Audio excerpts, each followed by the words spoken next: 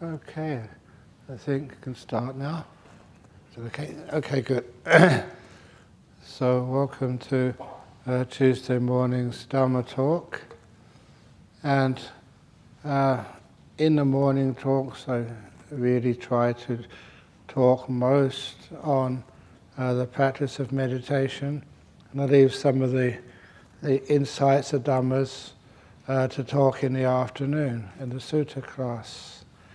But especially this morning, to make it simple for each one of you to understand what meditation is and how it works.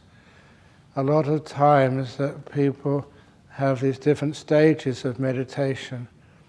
And if you read the early books which I wrote on meditation, I did detail those early stages and what happens first, what usually happens second, third, fourth, fifth, and so on. But I found the trouble with that, even though it was valid, that many people are now trying to assess themselves and aspire to see how deep they were going in meditation, whether they're on stage 1, stage 2, stage 3.5 or whatever. And that became kind of counterproductive to what meditation really is. It's a good way of looking at the stages of meditation, but it kind of confuses the way that meditation works. And I did mention this once before, the first night I think, that one of the teachings which Ajahn Brahm taught me, and he said, we meditate not to attain anything, but to let go of things. And that was a wonderful little teaching, because it reminded me that what we're actually doing in meditation is a letting go, a renouncing, a simplifying. And the idea of attainment was actually adding things onto your repertoire of things which you've seen and done, and pointing out to yourself the things you hadn't achieved yet, and having goals which you had to fulfill. It's like sometimes people say these days, it's something which arose after I became a monk. People have bucket lists. And I couldn't understand, what do you mean a bucket list? Apparently a bucket list of things which you have to do before you die.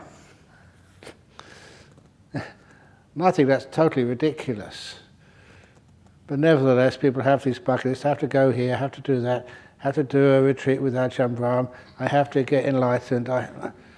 It keeps going on in your bucket list. There's no buckets in this world big enough for all the things you can put on that list. And I think that's where we get the phrase to kick the bucket. Get rid of that and just see what happens. To have almost like the aspiration to have no desires, to be free. And a little bit of Dhamma which made that very clear to me. I already mentioned to you, I talked quite a lot last night about visiting jails and prisons. And there was, when I started getting more busy, I let other monks share that privilege of teaching in prisons. And one of these monks went to a new high security prison here in Perth. And he was a very lovely monk, and after a short while, the prisoners got very friendly with him. And so they invited him, can you please stay an extra half an hour? Because we've arranged some tea and some cheese for you, and chocolate. So the monk accepted, and so they had a more informal meeting with him.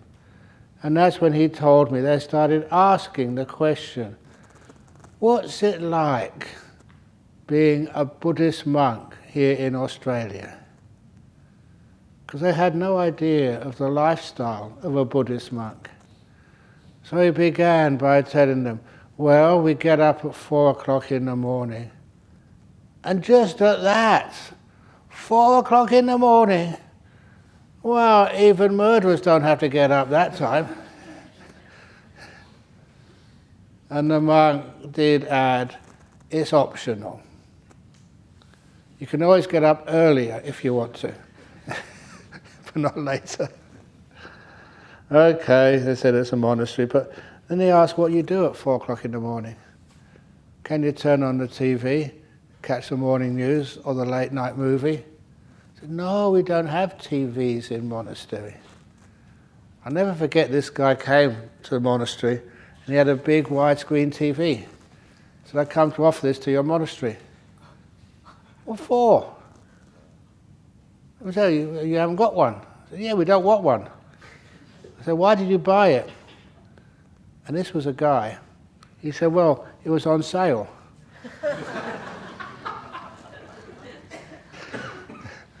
And he just bought it because it was a good deal. But once he bought it, he didn't know what to do with it. So he tried to get rid of it with the monks. So no, we don't watch TV. So, what do you do in the morning? What do you think we do? We meditate, chant, until breakfast time.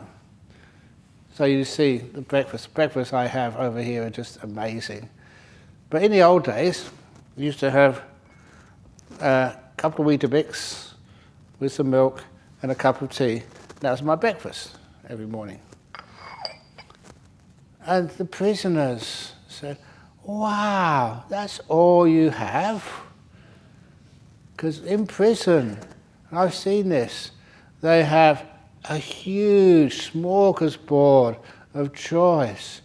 You know, if you're an Asian prisoner, you can have noodles, you can have porridge, Thai or you can have mama noodles. You know mama? Okay. Sorry? No. Mami, okay. In Thai it's mama. And you could have bread, you could have bacon and toast, and you can have whatever you like. I said, wow, it's really awful in your monastery, that's all you can take. I said, yeah. So what do you do after breakfast? And that's why you see the monks have to work. Even right now, the monks will be preparing for the Katina ceremony. You may see some of them over here today, just doing some of the work. I'm not quite sure if they're coming over here or just doing it in Body Jhana to start off with, but to make sure that we finish everything. And at this point, I always love telling this story, that this Jhana Grove, I think it's 14 years now, 13 years? 14 years now. And it was opened on Good Friday 14 years ago. And when it was opened, you know, I was organizing all the building work. I was in control of that. I just want to make sure it was done to a really good standard. And the afternoon before, the people doing the flooring here hadn't finished. And when the boss, the contractor, was supposed to be organizing this, it was a Buddhist from Hong Kong, and she tried to get the workers to work a little bit longer. Said, no, we can't, this is Australia. This is a long weekend. We're going home, bye-bye. And she couldn't get anybody else to finish this flooring here. And we're having the opening ceremony the following morning on a Friday. It was a public holiday here, and followed by a retreat, fully booked. We didn't have any floor. And we were having the Premier of Western Australia come to do the opening. You know, he's still the patron of this Jhana Grove Retreat Centre. That was actually another story, very sad, because you know he did get some depression, but I already knew him before then. And he was very open to Buddhism. And it's just a Premier of Western Australia. That's not an important position in the world. But he was a best friend of the British Prime Minister of the time, Tony Blair. He'd actually attended, I think he was actually the best man, at Tony Blair and Cherry Blair, I think, at their wedding. And of course, at that time, the British Prime Minister was a really good friend of Mr. Bush over in Washington.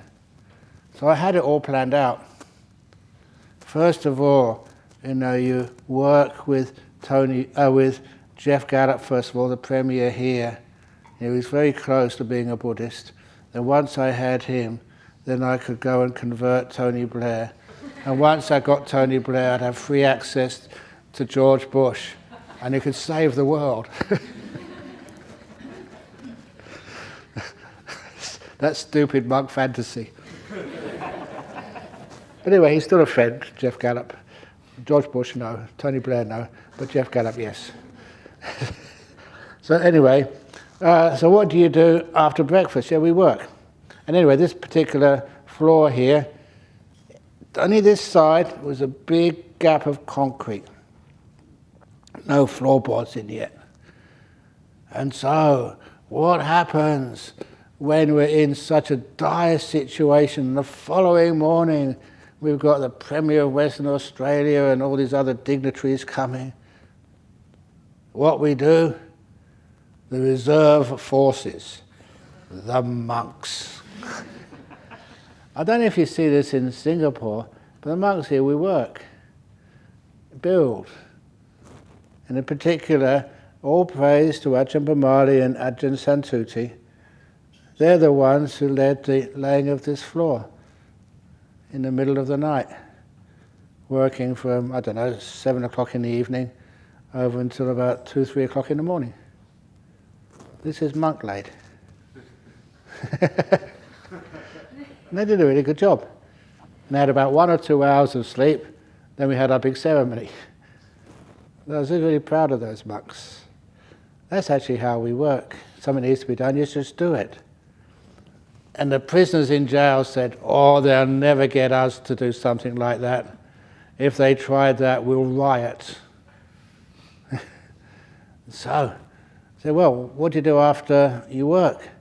Yeah, we have our lunch. And you've seen the monk's lunch, you've gone over there to enjoy it yourself. It looks very nice. There's much choice. In the old days there wasn't that much choice, but just the same, it all go in the one bowl. And that's a difficulty. Because sometimes you get, and I've had this, I had some spaghetti bolognese and somebody put some ice cream on it. Strawberry ice cream on spaghetti. Have you ever had that? I don't recommend it. It was disgusting. I think I would prefer sticky rice with a frog on top to that. And even the prisoners were really amazed. They said, look, in jail, even in solitary confinement, they give you a little tray. You know, your main course is here and the sweets or whatever is in another little depression on the tray. That's disgusting in your monastery. But I always remember also that one of the first times I went to Singapore, now Angie Monksfield, you know Angie, she was married to this Westerner, this Englishman. So she knew how to cook English food. And out of compassion for me, she said, come to my house, I'll give you an English lunch. And she spent hours making that lunch for me. But it all went in the bowl. And she said, you can't put it all in the bowl. I said, yes, I can. And with the sweet on top. She never made me English lunch ever again. I was too ascetic. But anyway, what do you do after lunch? You know, can you play sport? I already mentioned that to you, that Buddhists cannot play sport. Buddhist football team. Thailand's got a big population. Do you ever see them winning World Cups or anything in footballs, in soccer? Never. You know why? They're compassionate. The last thing you want to do is cause other people to suffer by beating them. So I say, if you've got an open goal, you're going to kick it, please miss. If you want to score a goal, score an own goal so the other team are happy. And if you got the ball, what should you do? Let go.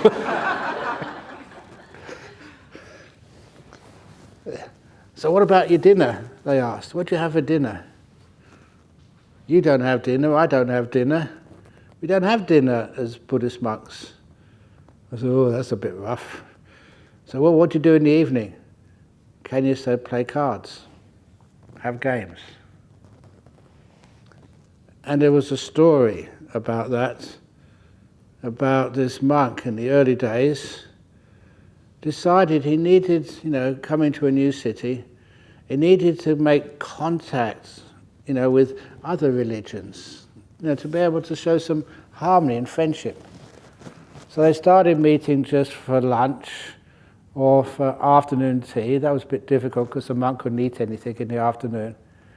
So that one of them decided, well, let's just, to meet together just for friendship. We have a cup of tea or a cup of coffee, and we can just play a simple card game. And one thing led to another, and then they started playing poker to make it interesting, just for a few coins. And it's just one thing led to another, and soon they were gambling. And when they were gambling, that was against the law. Someone told the police they were arrested and had to face trial. And as they were facing trial, it was the Buddhist monk, Jewish rabbi, and Christian priest, the three of them, on trial for gambling.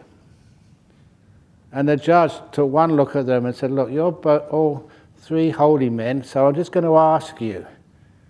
First of all, the priest, were you gambling? And quick as a flash, the judge could hardly see it. He looked up and said, Jesus, forgive me, and then said no. Okay, you can go home. And then the rabbi, were you gambling? He put his hands behind his back and crossed his fingers. I was told to do that when I was a young kid at school. If you want to tell a lie, cross your fingers and it doesn't count. Do you do that in Singapore? No. Lucky. Because it does count. Anyway, he crossed his fingers behind his back and said, no. Okay, you can go. Then left with the Buddhist monk. Said, now put your hands in front of you. I think the judge was sussing them all out. Now put your hands in front of you. Venerable sir, were you gambling? And of course the monk could sort of look up to the sky and say, Buddha, forgive me. You don't do that in Buddhism. And he said, with whom, Your Honor?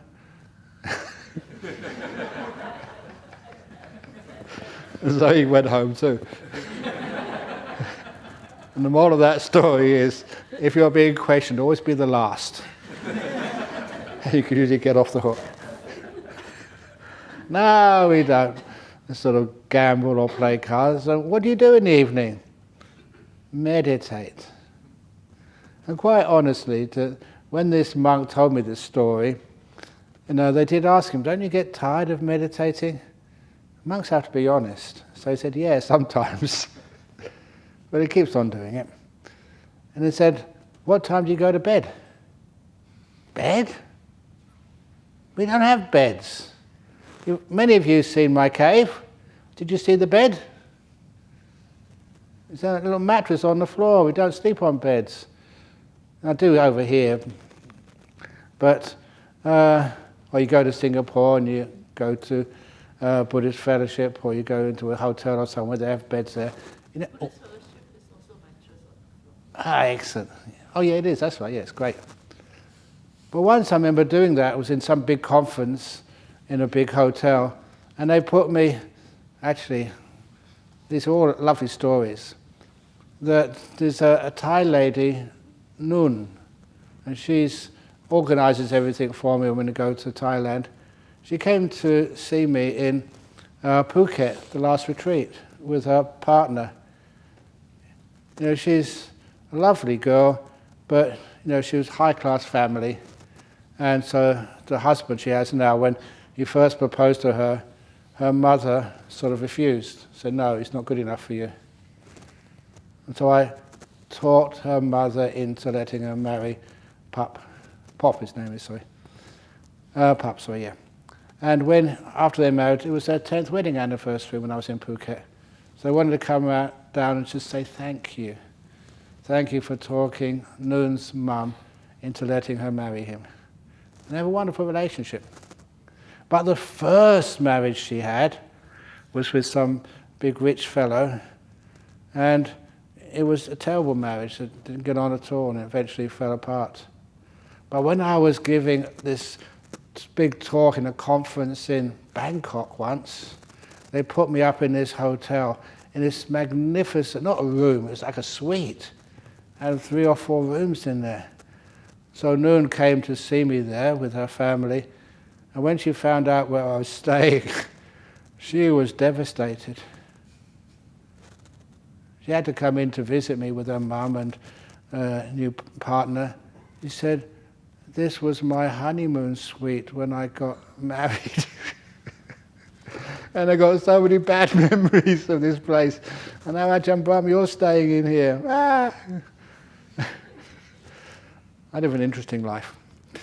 But anyway, we sleep on the floor. We don't have beds. Oh, even in solitary confinement in jail, you have beds.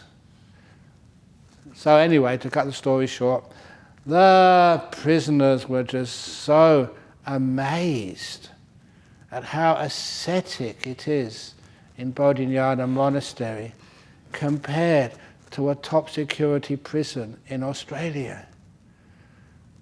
And they liked the monk. So you know what they said? They said to this monk, "That's terrible in your monastery. Why don't you come in here and stay with us instead?" And they had a point. Jails in Australia can be more comfortable than staying in Bodhinyana Monastery. Do you accept that, Ryan? Anagarika? Have you ever been in jail? Good. Honestly, you get better food in jail, more choice, and you can watch the TV, you can play sport. So, when he said that, we all laughed, but then I kind of wondered, what is a jail? What is a monastery? Why do you come in here where there's no TV, no entertainment except my silly jokes? Why do you do this? There's some people from Sydney, they say, "Where did you go on the weekend?" "Oh, I went to a retreat centre." "Really, what do you do there?" "Just sit on my backside all day, getting a sore bottom, a bad back." "Only eating in the morning." "They didn't feed you in the afternoon?" "No." And I also had to do the chores as well. What other holiday do you have to do the washing up?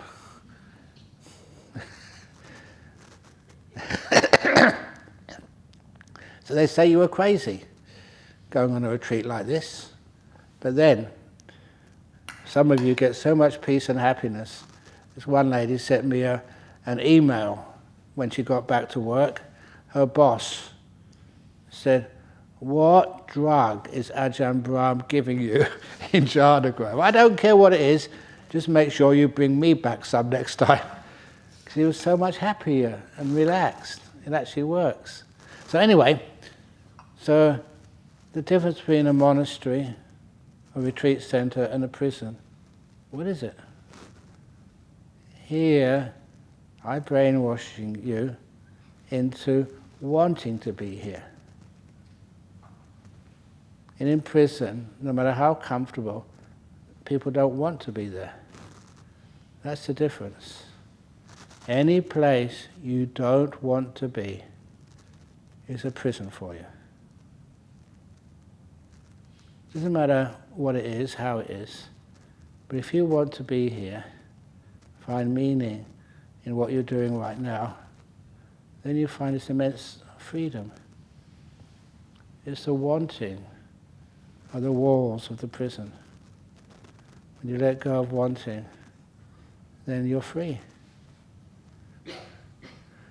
So anyway, that is where you learn some amazing wisdom when you're meditating. Every time you're meditating, do you want to be here? You just want to get it over so you can go for lunch. Or go, when you're listening to these Q&A in the evening, do you want to be here? Or you're thinking, when's he going to stop? I want to go to bed. I'm too tired. If you want to be somewhere else, you're in prison. Now it even gets to the point when you're sick, when you're dying. Do you want to be here? Or would you rather be somewhere else? Every time you want to be somewhere else, you put some stress on your body and mind. If you can be content with this process, which we all have to go through sooner or later, make peace with where you are. This is the only moment you have. Be kind to it, make it important. It's amazing just how you can grow from that. And I'm not just saying this as theory. When I first was in Thailand, I'm a pretty healthy monk these days, because I was sneezing a bit this morning. That's hay fever. I knew a few other of you have hay fever. This is the peak time of the year for hay fever. If you go down to the plains, you'll see the farmers making their hay. And Bochu, do you need some Claritine, some antihistamine? I have, yeah. I find that works really well for me. So anyway, you can take antihistamines. That's not breaking the fifth precept, taking drugs. It's medicinal. But anyhow, that when you are happy to be here, that's what I was going to say, was many years ago as a young monk, especially living in Thailand, the biggest problem with your health was all the food you ate. You know, that sticky rice and frog. And that's not really healthy, but I had a strong constitution, thank goodness, but not all the time. You'd often get diarrhea, but I remember this one time, it was like a fever. No one knew actually what it was. All the Western monks got this fever, and we found out it was scrub typhus. Symptoms just like typhoid. And the doctors didn't know what it was because according to the Thai health department, there was no scrub typhus in northeast Thailand. The reason why they never detected any, because all the locals had immunity. It was only when the Western monks went in there for the first time, we all caught that. You know, you slept on the ground, you know, it was like Tudong monks, and the little mite would bite you, and you could hardly see just the bite, and it would transfer scrub typhus to you. So I had scrub typhus in Ubon Hospital. Now the hospital in those days was nothing like any hospital you have in Singapore or Australia. Those were really, it was a third world country at the time, in those early years, and the northeast was where the hillbillies lived. So hardly had any resources there. They did have a monk ward, but they didn't really do many tests. They put you in the bed, and in the evening about 6 o'clock, there was a night nurse. There was a nurse on a little table at the front of the ward. He disappeared, and no replacement nurse came back. And I got worried, and I said, "Shouldn't we tell somebody the night nurse hasn't turned up?" And that's when the monk in the next bed said to me, "What are you talking about? There is no night nurse. For 12 hours or more than that every day, you were left alone in this ward. What if it's an emergency? That's just unlucky karma." That's not very reassuring for a young monk. So anyhow, so you waited in the morning, but I didn't like waiting for the morning to come because they didn't know what I had, so they used to give a cocktail of antibiotics twice a day. And this nurse would come in the morning with my injection. Now, everybody would think that Thai nurses are like petite, slim, attractive. Not this one. This one was built like a weightlifter. She looked more like a water buffalo than a woman. Really strong. No messing around. So I had to go on my back, expose my backside, bang. Because those needles were all recycled in those days. Remember those recycled needles? They had to boil them up first of all to try and sterilize them. And they were blunt. Whack, stab it in. But I was a monk, so I endured. Maybe the first two, but after that it really started to hurt. And I hated that nun, I must admit. I wasn't enlightened then, so, ooh. And your butt got so sore. But anyway, about 3 or 4 weeks I was in that hospital, and because you had a fever all that time, they didn't know what it was, because the experts say there was no scrub typhus there. Because they didn't know what it was, he got more and more weak. I think it was only about 24 years of age at the time, but still, could have lost all my energy. It was hard to even go to the toilet. You had to go to the next bed in the ward, just lean over and then just fall onto it, and then to the next one and the next one till you get to the toilet. And you only go there once a day because it was just too much energy expended. Probably the closest I've been to dying. But there comes a time, when I kind of thought, why not meditate? So you can't meditate when you're so weak and you've got a fever. But I thought, why not? So that's when I did meditate in the bed with a fever, scrub typhus, with hardly any energy at all. I'd done all the sleeping, wasted time trying to sleep again. You know what it's like, you've been really sick and you're not tired, you're just exhausted and in pain. And then I just decided to meditate, and it was surprising. I never expected to meditate so easily and go so deep. It was so beautiful. Sometimes you always say that meditation can be so ecstatic. This was almost like super ecstatic because of what went beforehand. Really sick. Had a wonderful time.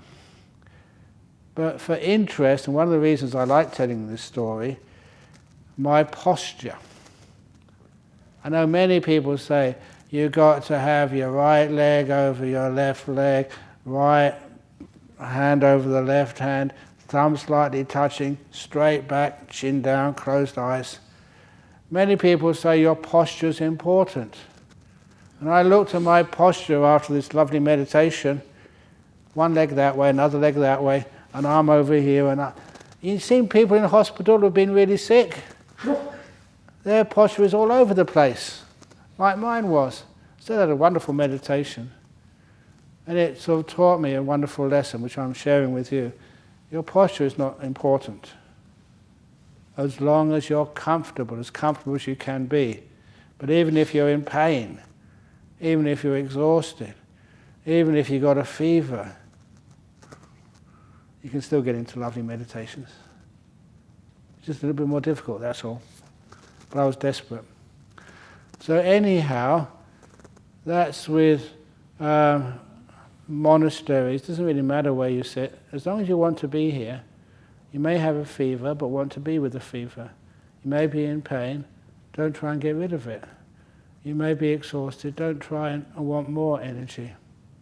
If you want something more, there's no way that meditation can work. It's the wanting which causes you to feel like you're in a prison and you're trying all the time to escape instead of learning how to be here. But that's not what I intended to talk about, like usual. When I said we've got all these different stages of meditation, these are not for you to aspire to. It just tells you what happens on the journey. They're like landmarks, like you have a map and you actually know what's happening. You don't say, if you're looking out the window of the plane when you're traveling somewhere, on a clear day like it often is in Australia, you can actually see the coastline as you go up north. You can see going past Monkey Mere and past Derby, and you can see the coastline of Australia disappearing before you go into the coastline of Indonesia. You can see that from there, but you don't say, oh, now let's go to Indonesia. You don't say, oh, now let's go to Singapore. Oh, now let's go through Malaysia. Now let's go to Thailand or wherever. These are just landmarks on the journey. And that's why I teach these different stages of meditation.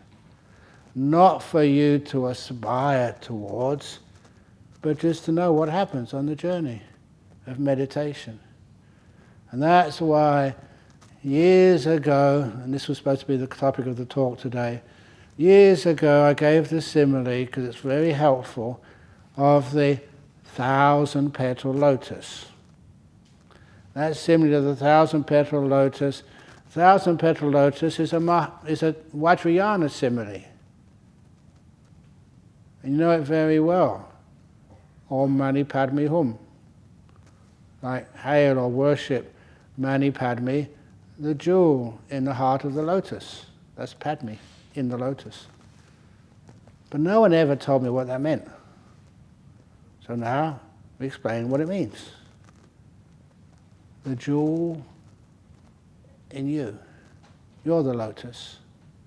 But a lotus is closed up at night time. And if you examine a closed up lotus, an ordinary lotus in the pond, you examine it and you see its outermost petals are just hard, thick, and actually corrugated to give it some strength and protection from the elements. And no one would ever expect, in the middle of that closed up lotus, if you've never seen one before, inside could be this beautiful petals, fragrance of this lotus inside. It's all closed up. And this is the first part of that simile. Sometimes I look at each one of you and I think, crikey, there's no hope. That's what I used to think in the old days. But then you see inside the most unlikely of lotuses, the outer sheath is really not promising. When it starts to open up, wow, these beautiful fragrant petals inside. Each one of you. And the best example of that, which I haven't been able to find a better story to explain this, was this Australian man came here many years ago. And I was just hanging around the reception area when he was checking in. And I took one look at him. He was wearing what we call traditional Australian dress. Thongs, shorts and t-shirt. And that's it. That's national Australian dress. It's what many Australians wear in the hot weather. You know, the thongs, the flip-flops, shorts, and just an old t-shirt. So I could see a lot of his tattoos, covered in tattoos. And straight away, I shouldn't do this, but I admit my faults, I judged him. And I actually said to him, "Sir, this is a Buddhist retreat centre. Karnak Prison Farm is up the road." That's what he looked like he belonged in the prison farm, going to visit some of his friends or something. But he said, "No, I'm on the retreat." I'd never seen him before. But he was listed on the retreat. Fair enough, okay. The most unexpected meditator I've ever seen. And when he comes for his interviews, wow. He really blew my mind. he described it was real, the jhanas, a couple of them.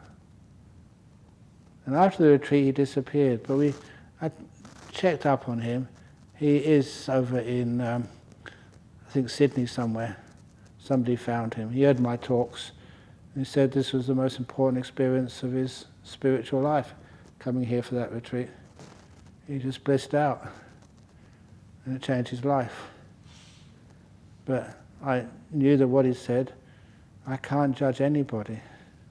I don't know who is going to just press that letting go button and get into these deep, amazing, blissful states. But in that retreat, that was him. So, when I say that, does that create desire in you and wanting? If it does, you put yourself in a prison again. You'll never be free.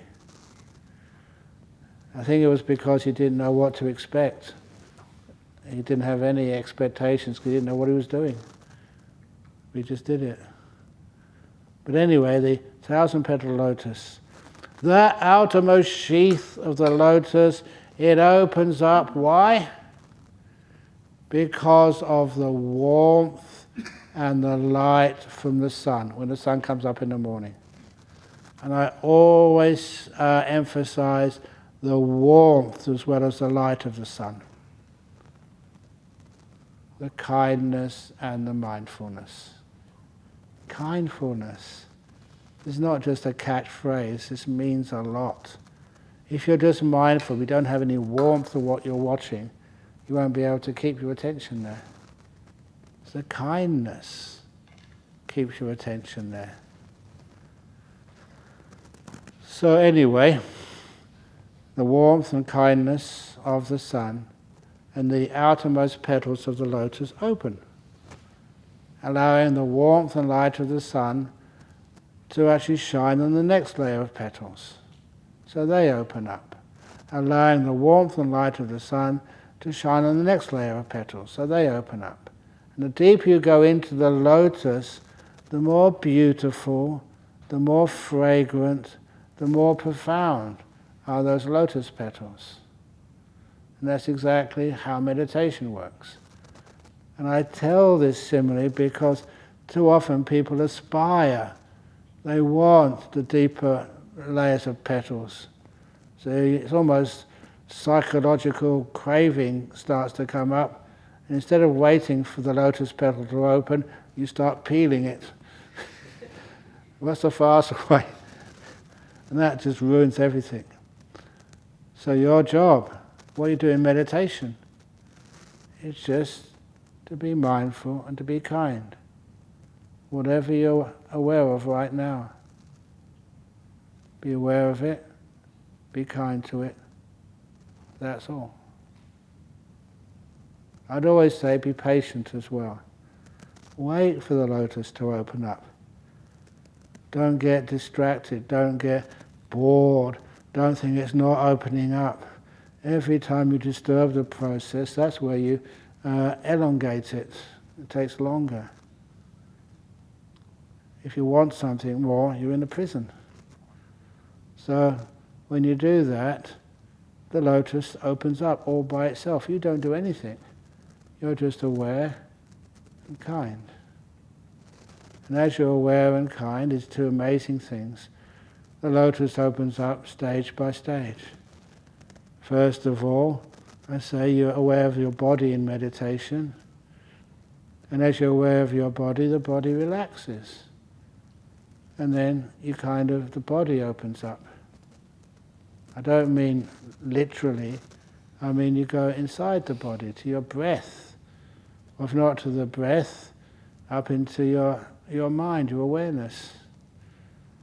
And one of the first things you notice, that you're in this layer of petals called time, with the past, the present and the future. But you learn how to just be kind, be aware. It's like you go in the middle of time. You know, the petals of time, they open up. And what you see inside is what we call now. And as you go inside this lotus, all more beautiful layers of petals. when you go into the present moment, that's pretty gorgeous. But as you're in the present moment, the next layer of petals is actually silence. Silence lives in the center of now. And as you go into that center of now, into the silence, it happens naturally. You don't do anything. You don't try and suppress, past and future, or suppress all those thoughts and words. It just becomes a natural state of peace for you, going inside. The lotus is opening up. It's not what you do, it's just a stage on the journey. And once you do this a few times, honestly, silence and present moment are so gorgeous. I don't know why anybody would not want to stay as much as they can in the silence and in the present moment. You actually become free of time and free of all this noise between your ears. And then once you do that, it's strange, but usually the next layer of petals for most people, weird to say this, but it's what's true, my own experience and also the experience of many people I've taught over the years, you become aware of your breath. It took me a while to understand why is it that the most common meditation object, or the object of meditation, not actually how you meditate is with kindness and mindfulness. No, why the breath? Until years ago, when I first came to Perth, I got an invitation from a person who had the first sensory deprivation chamber. And this little, you might call it like a box.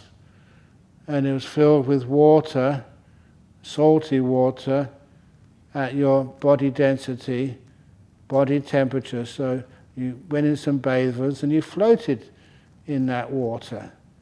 So you had no aches or pains on your back or your butt or anywhere. Your body was just floating in this warm water, body temperature. So it was just so relaxing, not having any physical discomfort. And it was had a lid to it, so it was closed. You couldn't see anything. It was soundproof. You couldn't hear anything. You couldn't smell anything. You didn't have any physical. The five senses were suppressed. And I was invited to go in one of these sensory deprivation chambers, but there was another monk who was senior to me. He got into them first. And I was supposed to go the next day. I never got to go in it.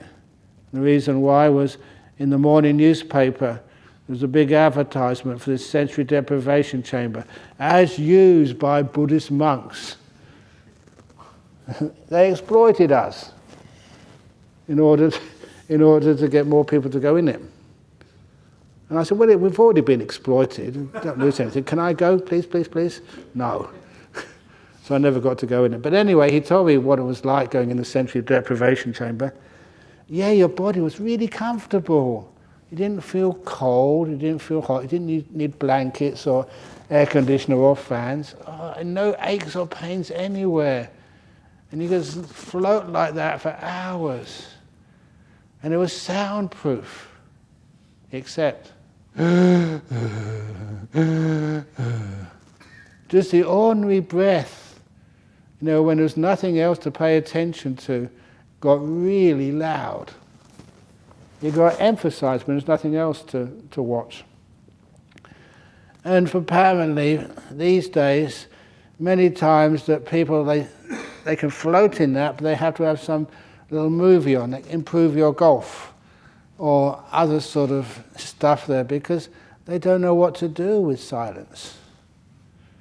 But nevertheless, it just taught me just the importance of, you start watching your breath, it comes to you because it's the last thing which is moving.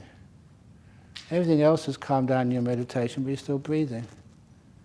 Which is one of the reasons why, when you get to the layer of petals called breath, excellent, this is how the Buddha meditated. What do you do next? Mindfulness and kindness, no more. when you're aware of this breath and are kind to it, the breath actually becomes very soft, very smooth, and very refined. You don't need to breathe very much. And the reason is because you don't need much breath. Your body is relaxed. You're not thinking. Your metabolism goes down. Do any of you like mosquitoes? No, I don't either. But when I was in Thailand, you had to sit out in the jungle in the evening with Ajahn Brahm.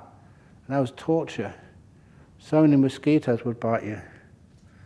Fortunately, there was no dengue at that time. But there was malaria. But it was just the irritation of those mosquitoes. And then, I remember just, in those even early days, decided there was no mosquito repellent or anything you could do to protect yourself. So you just meditated. Meditated nice and deeply. And I found when you get into some nice deep meditations, the mosquitoes don't bite you. As a Westerner, you can find out the mosquitoes whether they bit you or not because you see the bumps, and the itchy bumps which you had on your skin afterwards. And also, just like now, you see how much skin I've got exposed? Always had these bare arms and heads shaven. I used to say we had more seats at the dinner table than lay people have. So I had lots of mosquitoes on you. But then, I remember just going into some nice meditations, really deep, and afterwards, you look to your arm, there's no bumps there at all. The mosquitoes didn't bite you. And I always thought, that's the magic of meditation. Just like those monks, you could be cremated and you don't burn, in a deep meditation. There's another magic shield of meditation. The mosquitoes don't bite you. And of course, it was just science. Mosquitoes are attracted to the carbon dioxide coming out of your skin mostly. When your metabolism goes down, when you don't worry about them so much, you become invisible to them. They literally can't find you. They don't know you're there. And I could prove that many times. It's a wonderful thing to learn. So you can meditate in this mosquito-ridden jungle, get really deep, and mosquitoes leave you alone. They can't find you. So anyway, that's my experience. So anyway, the breath gets more and more refined because your metabolism goes down. You don't need so much fuel. You don't need so much oxygen. So you're sitting there, and just the breath gets so refined. As it gets more refined, it's an important part of the meditation, which is there in the books, how the Buddha taught, but many people are afraid of it because they think, especially if you're a monk or a nun, you should be ascetic. If you're smiling, it means you're not practicing, you're indulging. Wipe that smile off your face, monk. You're not serious. This is something which happened, experiences which occurred. Before I became a monk, I used to go to this Thai temple, Wat Buddha Padipa, in West London. I go there regularly, and I told some of the other people that I'm going to now go to Thailand to ordain as a Buddhist monk. And then 1 year later, I saw some of these again, some of these Western disciples, and they said, "You're still a monk?" I said, "Yeah." And they said, "I told you I'm serious about this." And they said to me, "We didn't think you were serious." And I asked them why. They said, "Because you were too happy." Even as a layperson, I've been meditating a while. And that kind of shook me and shocked me. You don't go to become a monk or a nun. You don't come on a retreat because you're miserable. Even when you're happy, you come on a retreat to get happier. The whole idea about spiritual life, you have to be miserable. That turned me off. I'm sure that will turn you off as well. If your teacher doesn't smile, give him up or her up. Ajahn Brahm was one of the happiest men I ever saw. So happiness, I wasn't afraid of happiness in meditation. I wasn't afraid of smiling. And that was an important point, because You get to this stage of meditation where you start to get some bliss coming up. The breath becomes delightful. Used to call it beautiful, these days call it delightful. And that's good. Enjoy. You deserve it. Don't think you're enjoying it, it must be bad for you. You'll get attached. You're in trouble, you're enjoying it. Never think like that. Even the Buddha said that. Don't be afraid of the happiness which comes from meditation. Those type of happinesses and joys and pleasures and blisses and ecstasies, he said, don't be afraid because they can lead only to one of four things. You know what those four things are? The 4 stages of enlightenment. If you start to bliss out in meditation, that's where they lead to. Stream winning, once returning, non-returning, full enlightenment. That's what we're supposed to be doing. So when you start to have happiness and joy in your meditation, well done, carry on. You're on the right stages. And after a while, the joy of the meditation gets really strong. You're watching your delightful breath, and in short, just the breath kind of vanishes, the delight takes over. Now, it's hard finding similes. The simile I used a long time ago is the simile of Lewis Carroll's The Cheshire Cat. When, I think in Alice in Wonderland, or Through the Looking Glass, I can't remember which, but then this cat kept appearing and then disappearing, and Alice said to the cat, it's really disturbing, you appearing, disappearing so quickly. So the cat said, okay, I will disappear slowly. So the cat disappeared part by part, and his ears disappeared, his eyes disappeared, his fur disappeared, leaving only the smiling mouth, and then the mouth disappeared, leaving only the smile. It's beautiful English, because how can you have a smile without a mouth to do the smiling? Wonderful English, but that was so similar to what happens in meditation.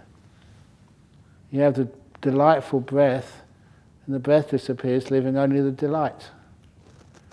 And this is what Alice said, it gets curiouser and curiouser. I've often seen a cat without a smile. This is the first time I've seen a smile without a cat. I love that type of English. But it also just happens by chance to be so similar to what happens in meditation. So you just got the smile. The smile actually comes from some mind object. This is where the body has disappeared. Because the breath isn't delightful, it's just the mind is interpreting it as delightful. And the delight takes over. And then that delight, the lotus flower is opening up. As it opens up even further, get these beautiful, what I call nimittas, actually the Buddha called nimittas, these beautiful lights in the mind. Just like when you die, you go towards the light. This is the same thing. The light is happening, the 5 senses have been subdued. This is the mind getting all the energy and getting brighter and brighter. And even that, you have a wonderful time when you see nimittas. Beautiful lights in the mind. Wow. Energizes you all day. And then you enter that nimitta. It either embraces you or just go into it. You will come across fear. The only reason there's fear there because some of you go into places you've never been before. It's also when you go into that nimitta, it's like you disappear. Your sense of self and what you can do. You go into real automatic pilot. And for many people that's very scary. You can't control this, but it's very, very beautiful. And then you go into things like the first jhana. The lotus flower is really opening up now. And those petals in the middle are just so exquisite, so delightful, more beautiful than you've ever experienced in your life. And this is just what happens. And anyway, that's as far as I want to go with this. But also just to let you know that those jhanas are in each one of you. It's a beautiful simile because it gives you confidence. The jhanas are in you right now. Your job is just to open up all these petals, covering them, layer by layer. As you get closer and closer, those petals become more beautiful and more profound. And the only way to open them up is just want to be here. Mindfulness and kindness. That's what opens the lotus flower. And you find, yeah, you already have jhana. It's all covered up. And this is what you need to do. Uncover it. Just like that tattooed guy. I never expected him to do anything like that. You don't expect yourself to... How many times have you been coming to this retreat, Eileen? Has it happened yet? Oh, look, now I'm being a retreat manager. There's no chance. But sometimes that's what you think. And sometimes you're just sitting there, and everything sort of, comes as it should be. You just start letting go. You're watching, kind, relaxed, and as you get closer and closer, you see the present moment and the silence, delightful breath, just the delight, beautiful nimittas. When they do come, again, remember, all you need to do is, all you can do, be kind and be aware. The kindfulness.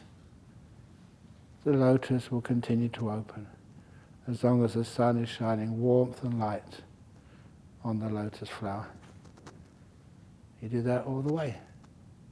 So simple instructions. But today I taught about the signposts, the landmarks on the way. Sooner or later, each one of you will experience, those nimittas especially. If not on this retreat, when you die, when you see the light, now you know what it is. Just be mindful and kind towards that light and you go right into it.